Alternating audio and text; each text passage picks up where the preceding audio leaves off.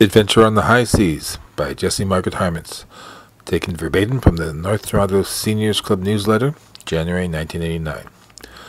I should add here that when I spoke to Jessie about her life in 1999, she, at that point, couldn't remember exactly when she had been a ship's nurse, but evidently when she wrote this article 10 years earlier, she remembered exactly when.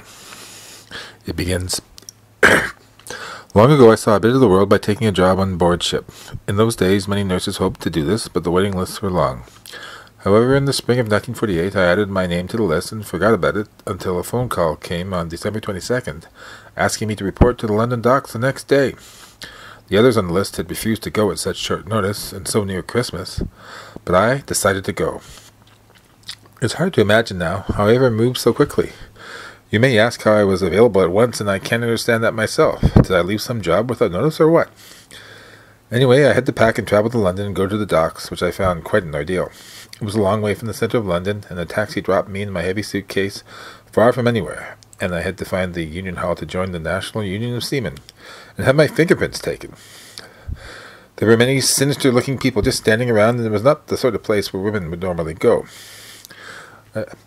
And I should interject here that the London docks were once the world's largest port, but containerization made them obsolete by the 1970s because container ships were much larger and needed deep water ports, and so it was all redeveloped in the 1980s into what's now, a big office area with pioneered by Toronto's Paul Reichman building the Canary Wharf development, which took decades and drove him to bankruptcy.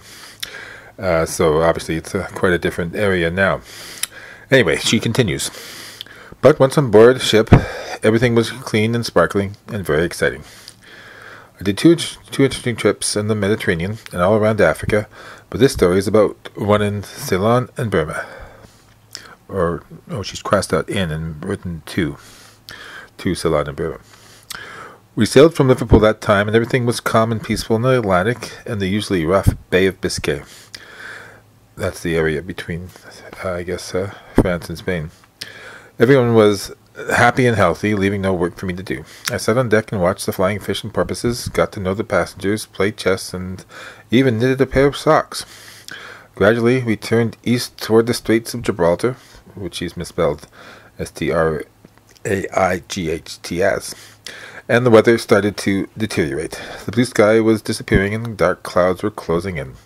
The gentle movements of the ship were changing to tossing and pitching and rolling, and the crew were putting up ropes for crossing the deck. Only a few passengers were appearing for meals, and there was general uneasiness. Suddenly, we became aware of shouting and the noise of lifeboats being lowered, and we learned that an SOS had been received from a Spanish freighter nearby. Its cargo had come loose, and it was in trouble. It was frightening to see the little lifeboats, each with 2 sailors, disappear from sight so quickly over the crest of the huge waves. It was hard to believe that they would ever come back. Soon we began to see flotsam of all kinds.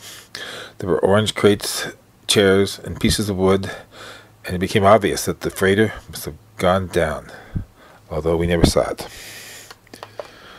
Next, we saw men swimming towards us, and it was heartbreaking to watch helplessly as some of them were swept almost within touching distance, and then were swept away again.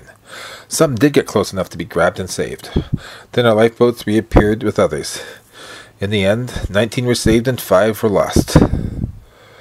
The men were taken to the saloon, the dining room, and laid on the tables. No one was seriously ill or injured, but naturally many were suffering from shock. None of them could speak English, and none of us could speak Spanish, but I remember one man trying to tell me something. He needed help to reach his pocket where he had a photo of a woman and a little girl, and he was crying and laughing with relief.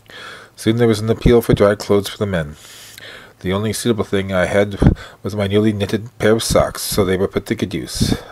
I've never knitted any socks since that day. I still have the telegram from the Spanish authorities thanking us for saving those men. The captain gave it to me as a souvenir of that day.